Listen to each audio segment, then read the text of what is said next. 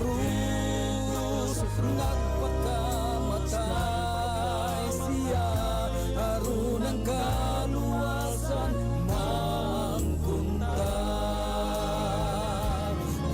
Sa krus ang kasalanan ta siyang giantos. Jesus sa krus kita iyang gitubos. Ito sa krus nagpakamatay siya aron ang kaluwasan mangkunta. Aron ang kaluwasan mangkunta.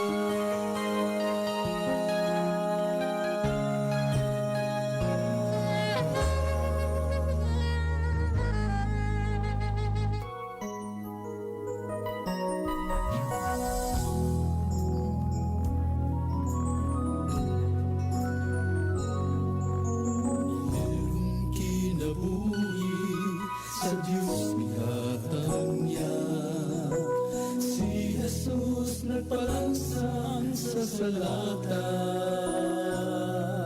Diambingan kita ning kalibutan tungod sa dako niyang gugma. Nagahandong ka ba nga makaupang kaniya sa paraiso nga giandam niya? Way kasakit o kaguol kung way kamatayon, kalipay dili kasaysay. Langit ang gantita sa matarong iandam niya. Talikdan ang kalibutan, kay kang Jesus kita mubay.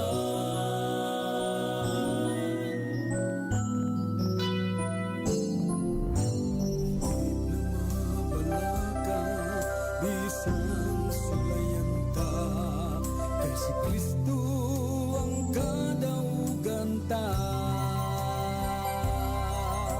Pasudla siya sa imong kasing-kasing, kay andam ka nato mugiya.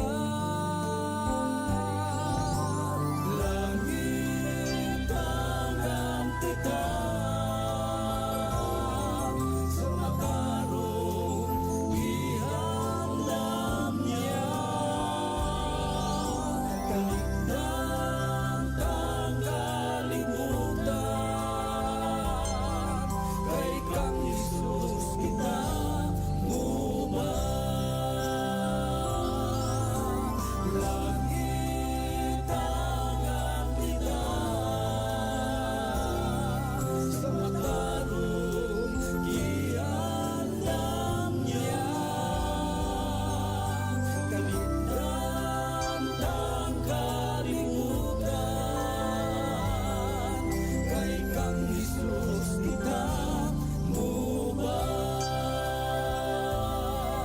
Kay kang Jesus kita mubay. Kay kang Jesus kita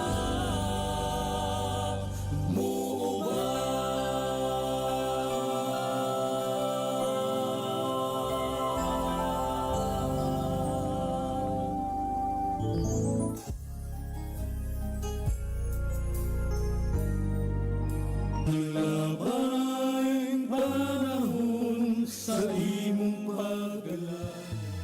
Ang matagpulong kinabuhian ta, bisan karos ang asang napita. Ikaw adunay bagong paglaong, makaadto ta sa langit nga gihandong. Kung masunog ka, ikaw pagahumpayon niya. Usa kanunay maminaw mga kabanglaong, sa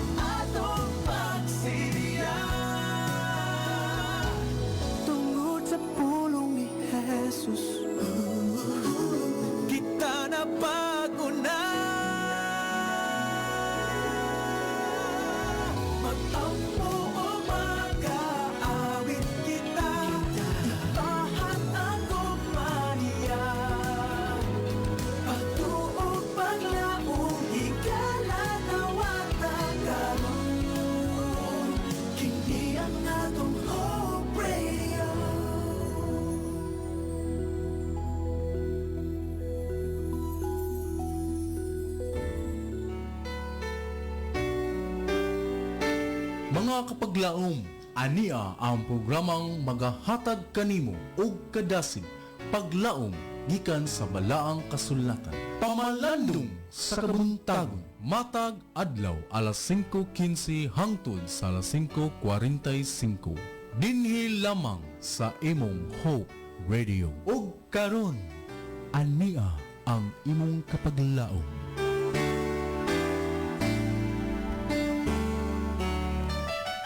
Gamhanan ka Ginoo, takos ging daygon ang imong gahom dili gyud matugkad. Ikaw ang magbuhat sa langit, sa yuta, sa dagat ug sa tuburan sa mga tubig. Nga bisan pa na ikaw nahigugma sa imong mga linalang. Good morning Toledo, good morning Philippines, and good morning world. May buntag kapag laom, ani kita karon sa tuang programa sa pagtuon sa tong morning devotional or pamalandong sa kabuntagon. O sa kapaglaom ili o ako inyong ikauban sulod sa 30 ka minutos sa pagsaysay sa ato ang pagtulunan karong kabuntagon. Unas tanan akong gipanambaya ako mga kabataan sa Joe Masian, Benny TLJ, sa Ronnie Joyce, Dean Princess, kanunay nga nagpaminaw sa tuang estasyon o sa akong kauban karon nga nag-manage sa technical portion of our operation ang atong naila na kayo nga batanon magbubuhat, no? Kugihan kapag laom Ron Gilaran ang atong station production manager. Ako magitimbaya ang panimalay ni Brother JD, ang panimalay ladi with Leroy and Gab, Amy Kambarihan, panimalay ni Roger Mera, kapag laom Gerson Miao and family, Bacolod family, kapag laom John Alipoyo, kapag laom Flor Omnapog, Pastor Tadina and family, Pastor Valencia, Royland family, Partulan, Ricardo family, Tipdas, Balulot, Palangi, Iyas, Tilao, Batelo, Serrano, Susun, Mondares, Torno, Aranias, Deacon family, Pardelio, Cañada, Daguhoy, Bituca family, Nahin, and Madura family, of course, Pundoon family, Yusores, Buktot, Perez, Yongko, Pastorite, Tabanao family, Montero, Buscado, Endeno family, Gantalao, Carmelautes, Igay, Mendez, Bilinuiba, Fibacalian family, Ganti family, Frances, Castelia, Puente Negra, Rosalita, Salvador, Hinolas, Flora family, Caro, D family, Ababon, Momo, Lim, Villarosa family, Dayday, Lambohon, Abiliana, Vicente, Coyos family, Parajang, Sasel, Fernandez, Marinaw, Surusuroy, Nadela, Tagalugon family, Mahinay, Tugahan, Rasos, Wansing, Coriniera, Rituya, Iwo, Lapad, Pacquiao, Bacos family, Riponte, Tampos, Undaluk, Meralias, Delinia family, Silion, Salva, Carbilido, Caballero, and also the members of Calatrava Seventh Adventist Church, Balamban, Tuburan, Santa Lucia, Buanoy, Liki, Kandumugdog, Tabiyag Manok, Magdagog, Taboylan, ug sa itong mga kapaglaom sa Western Cebu, both North and South District.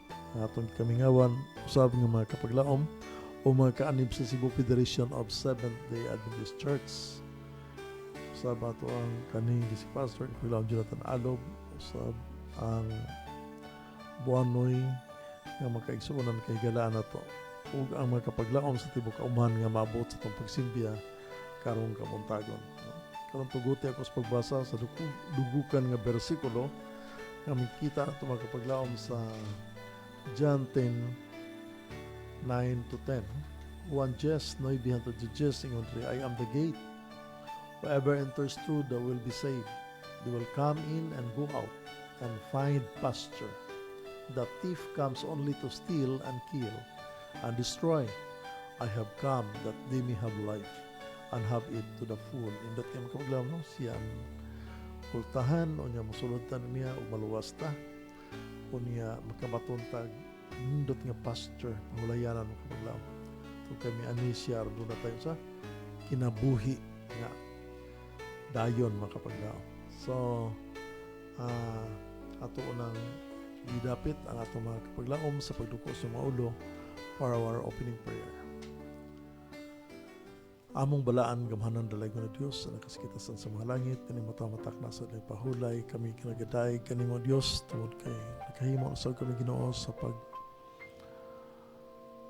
huna-huna o pamalandong sa mga pulong nga imong gibilin kanamo Dios nga naghatag kanamo og giya kadasig ug kaliguan sa pagtuo pagsalig diha kanimo. Kanimo tamatak na Ginoo kami imbitar sa balang espiritu na magkakauban ka na mo aron masabtan o pagayo mga pulong o Diyos magiyahan mo kami ikaw usab giya usab sa tanan mga kapaglaom nga nagapaminaw karon pagkabaton sila sa Diyos noon nga kalipay samtang sila magpaabot sa iyong pagbalik.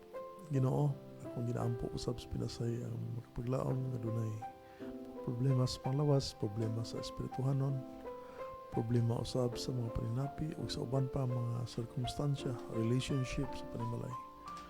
Ginoo duaw sila mga panimalay o Dios aron magkabaton kami kalinaw. Doon na kami kapakyasan kanimo sa buhat sa puro na pasayloa kami Ginoo. Mahinluan kami matag karon og unya sa among pagkamakasala aron mahimo kami takos Ginoo sa paghangyo ug imong igdulong og imong abrihan alang kanamo. Kinintanan ang itugyan tungod sa ngalan ni Jesus nga mabugtong man luwas. Amen. Kung humanan ni magkapaglaom sa matahong nga awit, magapadayon kita sa itong pabalandong sa kamuntagon.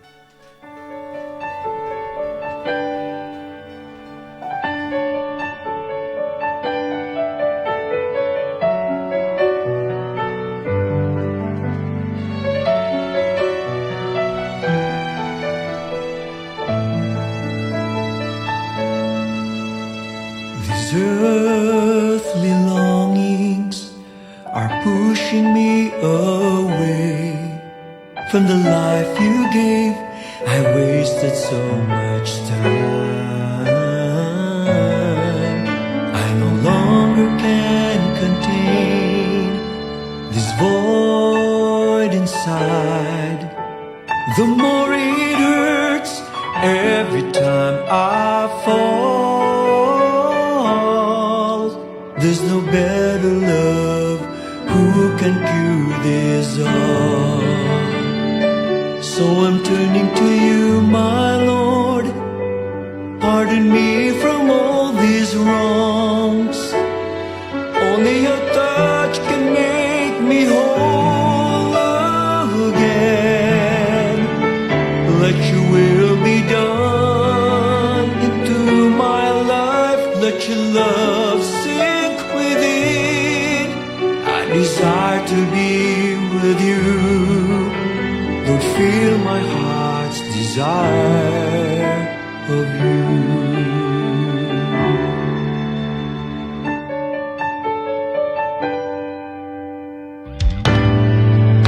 There are times I'm afraid of whatever comes my way. When I turn to you, everything feels right. You carried me along when the road seems rough to take. You never gave me up, even though I turned my back on you. There's no greater love that can love me like you do. So I'm turning to you, my Lord. Pardon me from all these wrongs. Only your touch can make me whole again. Let your will be done into my life. Let your love sink within. I desire to be with you. Lord, feel my heart's desire of you. So I'm turning to you, my Lord. Pardon me from all these wrongs. Only your touch can make me whole again. Let your will be done into my life. Let your love sink within. I desire to be with you. Lord, fill my heart's desire of you. I offer this life to you. Let your desires in me be fulfilled. I want nothing more in this life than just spending with you. I don't want to be lost again. I'm tired from all this running. Lord, my heart's desire, it's beating desire. Lord, my heart's desire is to be with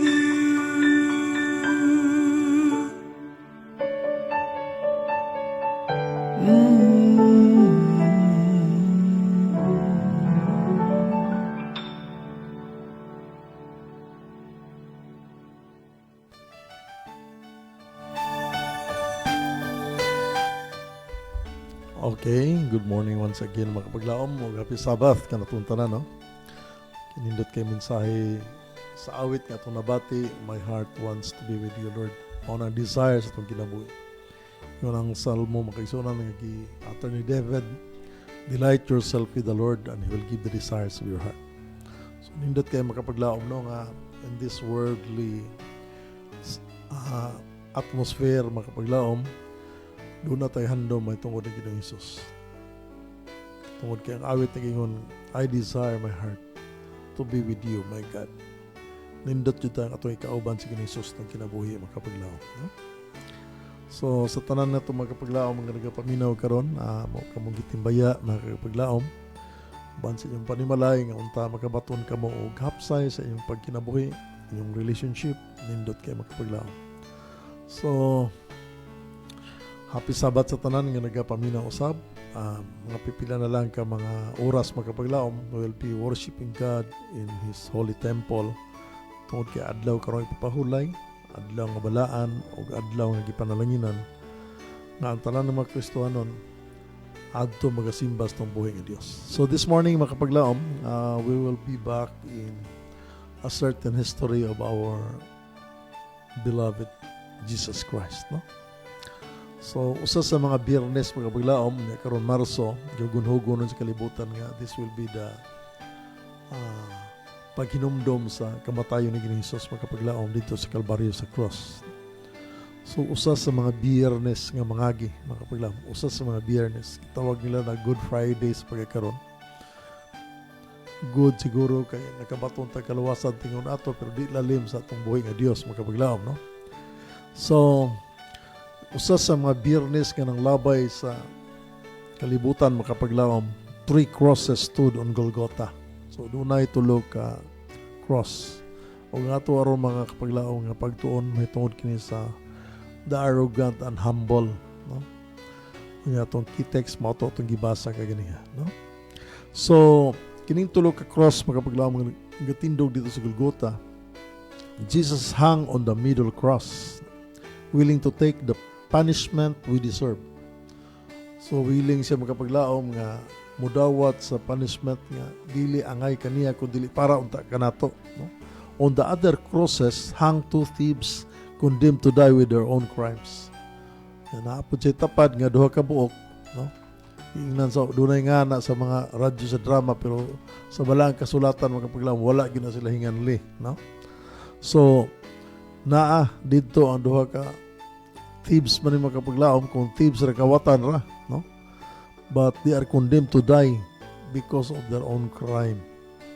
Kita gyud unta kini ato nabuhat nga di maayo makapaglaom, kita gyud tay mamatay ani. So 3 crosses and 3 men. Tulo to ka cross, unya tulo pod ka tawo, unya ang duha needed salvation. Unsa kanang kapaglaom, ang duha nagkinahanglan kaluwasan, only one could provide it. So sa tulo nga nagatindog dito sa Kalbaryo sa cross paglaom, ang gilansang dito ang duha ka tawo nagkinahanglan kaluwasan. Ang usa mauray maka-provide ana, mauray makaluwas, no? So that was Jesus mga kapaglaom. So if we don't often contemplate the men crucified with Jesus, the criminals on Jesus' right and left. After all, their condemnation was just. Ang ayan rapod sila, no? Nagkauyon na kaya kasalaman. Although the Bible doesn't tell us much about them, we can learn from them. Makaton po nila mga kapatid. The word scripture uses to describe these men and give us some insight into who they were and why they were crucified. Kinsa gini mga tawhan na gilansang kauban ng Jesus mga kapaglaom, yang ano man nga gi paantos man po ni sila. The two different Greek words used in the gospel to describe them can be translated as thieves. Mao day mga kapaglaom kay ang Griego nga pinulungan nga nagpasantop aning duha nga gilansang kauban ng Jesus dito sa Kalbaryo sa cross ang iyang tuo ug wala.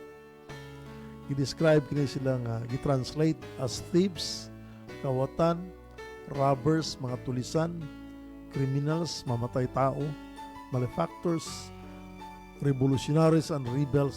So mao na description mga kapaglaom, mga bugat nga description nga gihatag ngadto ni duha ka tawo nga gilansang kauban ni Jesus dito sa Golgotha. The Greek word used by Matthew and Mark includes the idea of plundering by violence. So violente yun yung mga tawanan, no? Mga wanted, magkapaglaw, mga public enemy number 1, no? So, and Luke's words choice suggests a person is an evildoer. So, sa mga sinultihan ni Lucas, magkapaglaw, ni San Lucas, nga, sila mga evildoer, apan si Marcos nag-ingon nga plundering by violence. So, violente po yung mga tawanan. So, these two men were violent, hardened criminals, whom Rome considered a threat to their control. So, delikado yun ang taga-Roma mga kapaglaom. May tanaw yun nga threat sila o lisod kontrolon. So, execution by crucifixion served as a sober deterrent for similar behavior from others.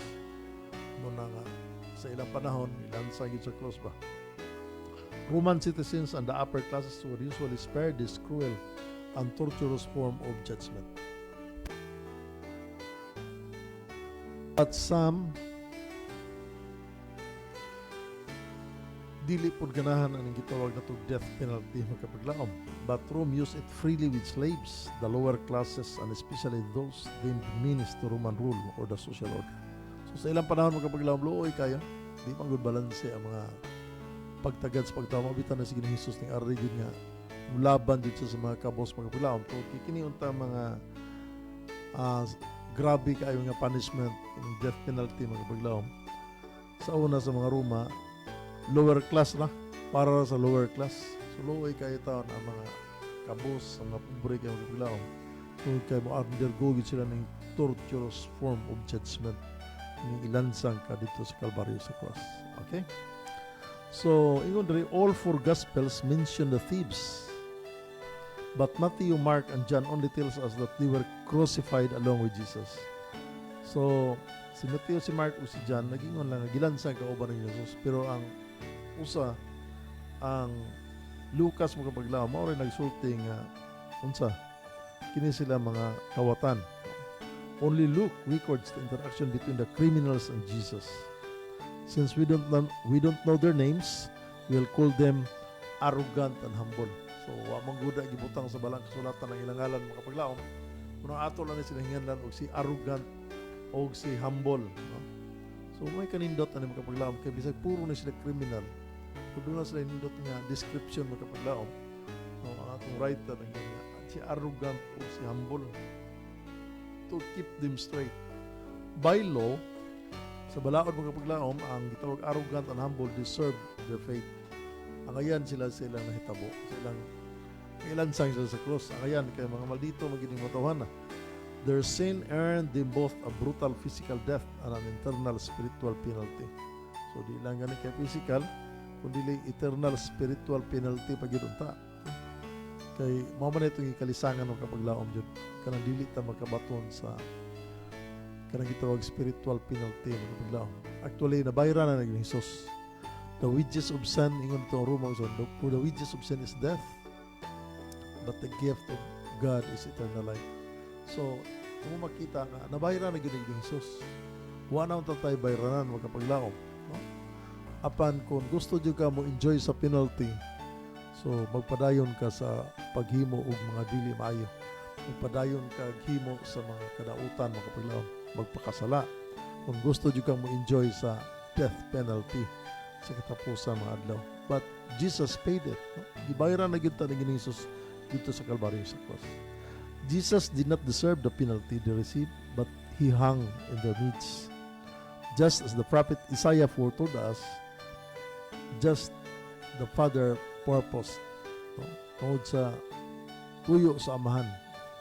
Si Propeta Isaias, mga kapaglaom, ninghatag yun ditugtag na sa Isaiah 53 verse 12, therefore I will divide him a portion with the many, and he shall divide the spoil with the strong, because he poured out his soul to death and was numbered with the transgressors. Yan ang kana. Sige ni Jesus magapaglaom na appeal dito sa mga makasasala. Yet he bore the sin of many and makes intercession for the transgressors. So siya namatay tungod sa daghan tunod dato magapaglaom tungod sa itong pagkamakasala. Unya nagpataliwala siya kanato nga makasala uban sa amahan magapaglaom. So makita nimo na unsa gyud ang gugma ni Jesus alang kanatong kapaglaom. So sa ako nang gikanaingon nga the death penalty was paid by Jesus. Di na gyud ta maka-experience na gitawag og second death makapaglaom, no? Kaya ang Revelation nagahisgot mo og duha ka kamatayon, ang first death ug ang second death. So ang second death paid na by Jesus. Apan kung dili ta motuo kaniya makapaglaom ug dili ta mo obey or mo pahiba mo cut-on sa iyang pagtudlo kanato makapaglaom, we can receive the penalty kanang gitawag second death. So diri makapaglaom gisgutan pagbalik si arrogant o si humble were violent men that live to steal, kill and destroy. So kini si arrogant o si humble makapaglaom nagpuyo sila aron pagkawat, no? Pagpatay, pag-destroy, pagguba o unsan lang gini kamal dito ning duha, no? Their lives furthered Satan's purposes pastilan magapaglaom. Kini di ay manghilabota sa mga tao, maghimot ang kadaot magapaglaom atong gipalapdan ang mga katuyuan ni Satanas, no? So kung naghimo ta og mga salaod makapaglaom ning tabang ta pagpalapad sa kausa ni Lucifer makapaglaom, nagkalilisang ba ning gibutang sa termino sa writer, no? So sanan ka nang ikaw ning palapad sa pagdumala ni Lucifer ni Satanas magapaglaom, di na basta-basta. Furthered Satan's purposes. If you are a destroyer, if you are a killer, you are a thief or unsa man ang mga sala nga imong gibuhat magapaglaom, gool pa mina, no? Ikaw nagpalapad sa trabaho ni Lucifer, ning tabang ka magapaglaom. In contrast, Jesus came to provide full and abundant life to those who would receive it. Ang kanindot na magapaglaom kay diri po jud si Ginoong Hesus, no? Al kontra makapaglaom nga naghatag yun unsa abundant life to those who would receive it. Katong mudawat lang makapaglaom kay si Ginoong Hesus, doon na magutay kagawasan makapaglaom, dili way pinugsanay. So nahitabo makapaglaom unsa mohatag siya abundant life to those who believe, to those who would receive. Kita gani makapaglaom kinana atong abrihan atong kasing-kasing aron pasudlon si Ginoong Hesus kay nanoktok siya sa putahan. So dapat kita gyud ang mudawat makapaglaom, no? Because the grace of God is there. The question is, ato ba siyang dawaton makapaglaom? In John 10:9-10 mao to tong key text makapaglaom ingon, I am the door. Ako ang pultahan. I am the gate, no? If anyone enters by me, he will be saved.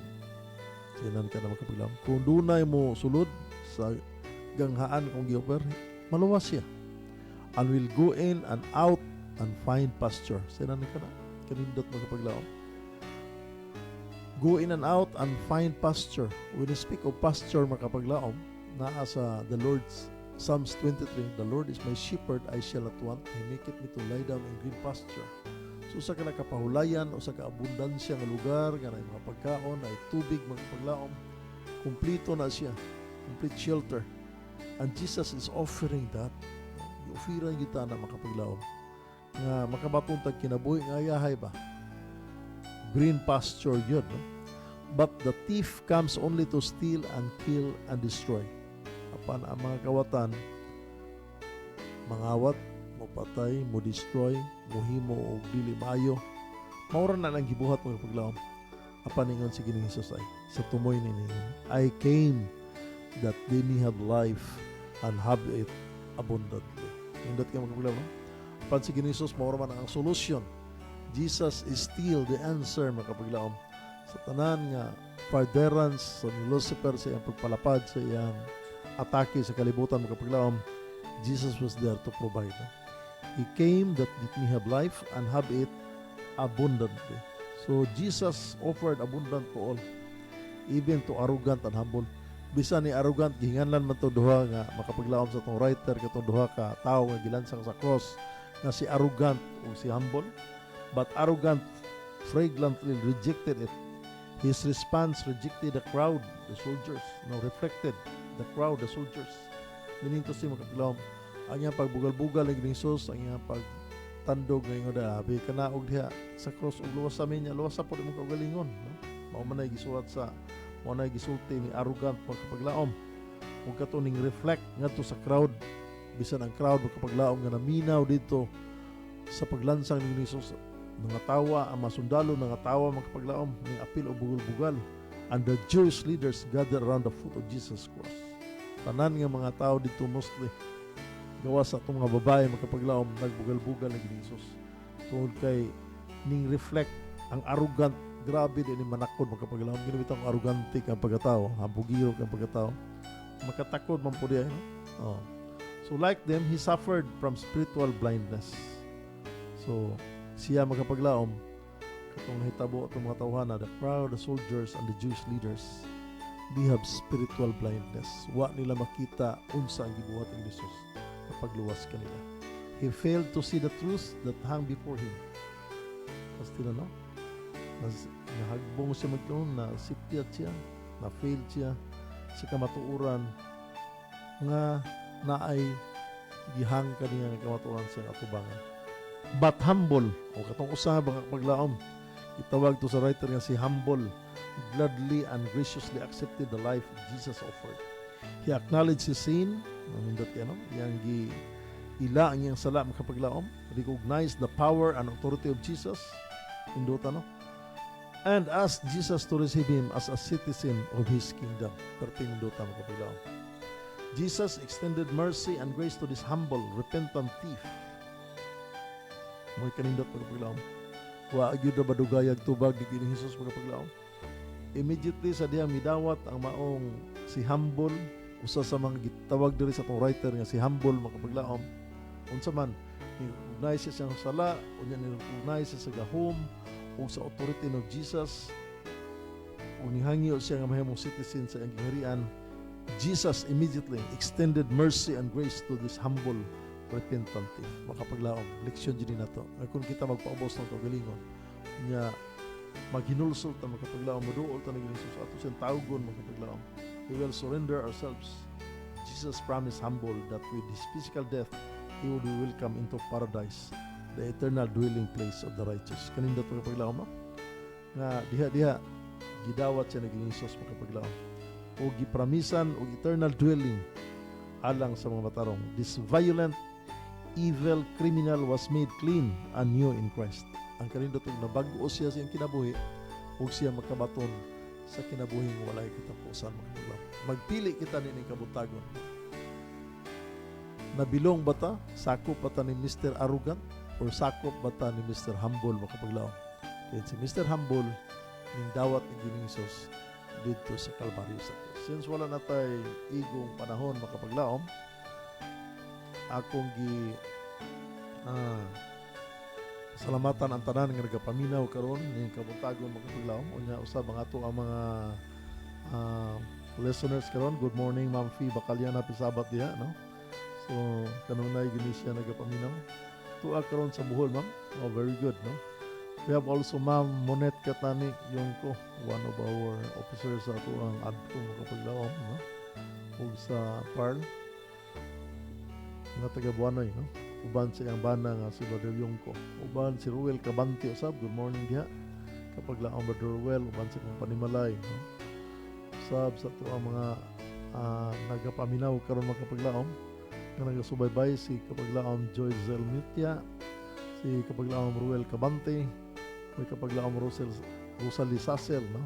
Good morning diha uban sa inyong panimalay, Brother John, Ma'am P. Bacalian, Ma'am Claire Gonzaga Binalayo, o si Alguera Cesar.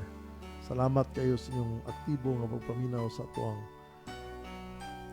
tulumanon karong kapuntagon kapaglaom. Remember always that we will choose sakop pa ta ni humble, sakop pa ta ni arrogant, because Jesus is calling us to repent.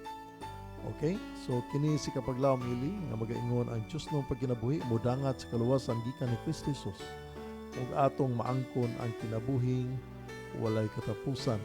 Sa nahabilin nga mga gutlo sa atong panag-uban karon ng kabuntagon, atong pasalamatan unas tanan ang atong buhing nga Dios sa paghatag og kayunan o oportunidad sa paghimo nining atong programa Pamalandong sa Kabuntagon. On behalf of Hope Radio Toledo, we would like to thank also our Central Vicente Conference President, Kapaglaom Charles Nogra, our Central Vicente Conference Communication Director, Kapaglaom Lilord Arangues, uban siyang pinalangin asawa, Kapaglaom, our Station Manager, Kapaglaom Efren Ortiga, our Production Manager, kanunay gyud nag-monitor kanato Kapaglaom, sa Kapaglaom Ron Sheridan Gilanon.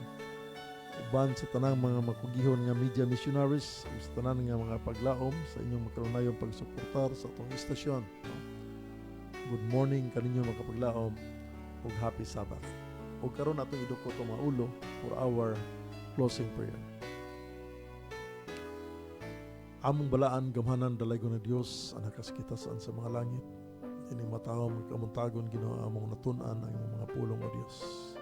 Ikaw mao ang pultahan kung kami muduol kanimo Dios, doon lagi kami kaluwasan.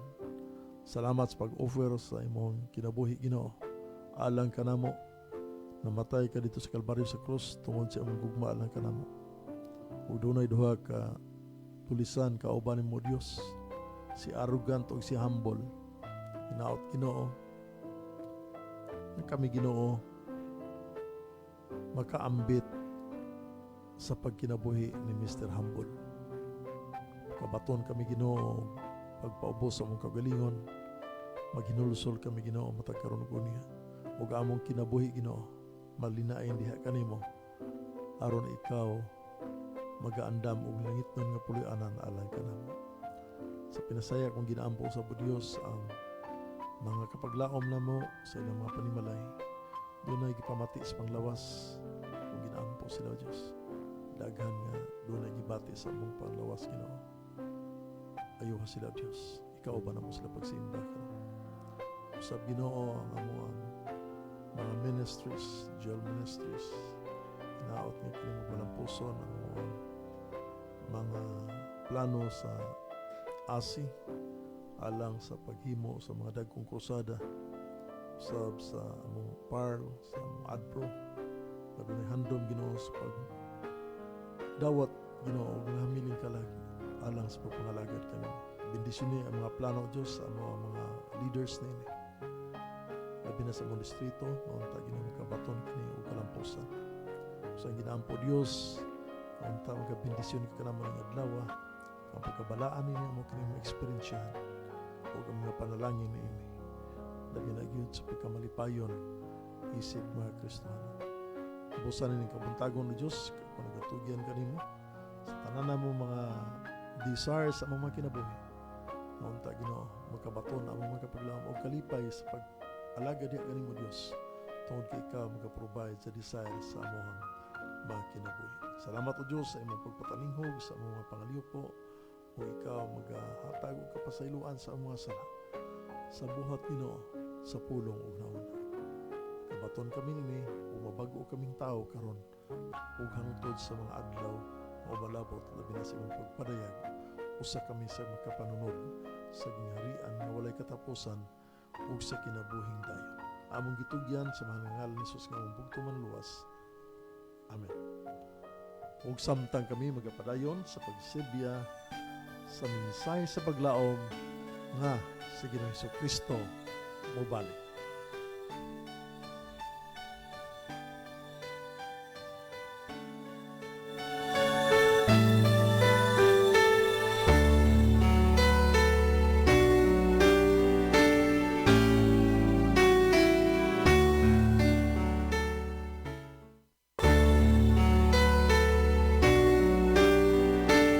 Mga kapaglaom, imong nadunggan ang pamalandong sa kabuntagon dinhi lamang sa imong Hope Radio.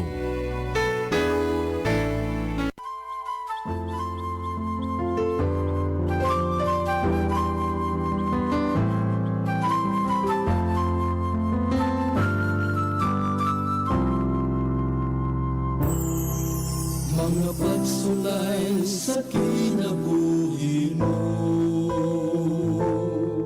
ang tanan itong yan lamang kang Kristo.